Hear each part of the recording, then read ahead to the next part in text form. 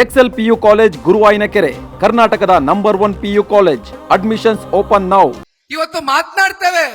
ಪ್ರತಿನಿತ್ಯ ಬೆಂಗಳೂರು ನಗರದಲ್ಲಿ ಓಡಾಡ್ತಕ್ಕಂತ ಬೆಂಗಳೂರು ನಗರದ ಜನತೆಯ ಮೊದಲನೇ ಸಮಸ್ಯೆ ಏನಪ್ಪಾ ಅಂದ್ರೆ ಟ್ರಾಫಿಕ್ಕಿನ ಸಮಸ್ಯೆ.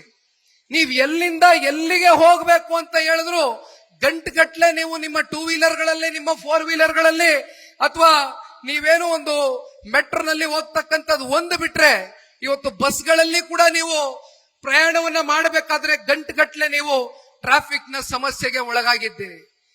ಸನ್ಮಾನ್ಯ ದೇವೇಗೌಡರು ಸಾಹೇಬರು ಬೆಂಗಳೂರು ನಗರದಲ್ಲಿ ಫ್ಲೈಓವರ್ ಅಂತಕ್ಕಂಥ ಕಾನ್ಸೆಪ್ಟ್ ಅನ್ನ ತಂದಂತದ್ದು ಸಿರ್ಸಿ ಫ್ಲೈಓವರ್. ಬಹುಶಃ ಅದು ಸನ್ಮಾನ್ಯ ದೇವೇಗೌಡರು ಸಾಹೇಬರ ಕಾಲ್ಗಟ್ಟದಲ್ಲಿ ಬೆಂಗಳೂರು ನಗರಕ್ಕೆ ಮೊದಲನೆಯ ಫ್ಲೈಓವರ್ ಆದಂತದ್ದು. ಬಹುಶಃ ಅದು ಒಂದು ದೊಡ್ಡ ಇತಿಹಾಸ. ಈಗ ಬೇಸಿಗೆಗಾಲ ಬಂದಿದೆ. ಈಗ ಎಲ್ಲಾ ಜನಕ್ಕೆ, ಬೆಂಗಳೂರು ನಗರದ ಜನಕ್ಕೆ ಬೇಕಾಗಿರ್ತಕ್ಕಂಥದ್ದು ಕುಡಿಯುವ ನೀರು. ಆ ಕುಡಿಯುವ ನೀರನ್ನು ಕೂಡ ಸನ್ಮಾನ್ಯ ದೇವೇಗೌಡರು ಸಾಹೇಬರು 4ನೇ ಹಂತದ ಕಾವೇರಿಯ ಜಲದಿಂದ ಇವತ್ತು ಬೆಂಗಳೂರು ನಗರಕ್ಕೆ ನೀರನ್ನ ಕೊಡ್ತಕ್ಕಂತ ಕೆಲಸವೂ ಕೂಡ ಆದಂತದ್ದು ಅವರ ಒಂದು ಕಾಲ್ಗಟ್ಟದಲ್ಲಿ. ಬಹುಶಃ ನಾವು ಮಾತನಾಡ್ತಾ ಹೋದ್ರೆ ಒಂದು 100 ಪುಟಗಳು, 1000 ಪುಟಗಳಷ್ಟು ಇವತ್ತು ದೇವೇಗೌಡರು ಸಾಹೇಬರ ಒಂದು ಸಾಧನೆ ಬೆಂಗಳೂರು ನಗರಕ್ಕೆ.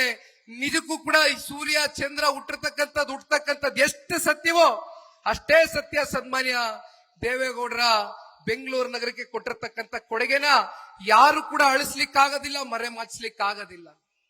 ಅದರ ಮುಂದುವರೆದ ಭಾಗದಲ್ಲಿ ಸನ್ಮಾನ್ಯ ಕುಮಾರಣ್ಣ ಅವರ ಕಾಲ್ಗಟ್ಟದಲ್ಲಿ ಅತ್ಯಂತ ಅಲ್ಪ ಅವಧಿಯ ಸರ್ಕಾರ, 20 ತಿಂಗಳ ಕಾಲ್ಗಟ್ಟದಲ್ಲಿ ಆ ಒಂದು ಸರ್ಕಾರ, ಕುಮಾರಣ್ಣ ಅವರು ಸಮ್ಮಿಶ್ರ ಸರ್ಕಾರದ ಸಂದರ್ಭದಲ್ಲಿ ಬಿಬಿಎಂಪಿಯನ್ನ ರಚನೆ ಮಾಡ್ತಾರೆ.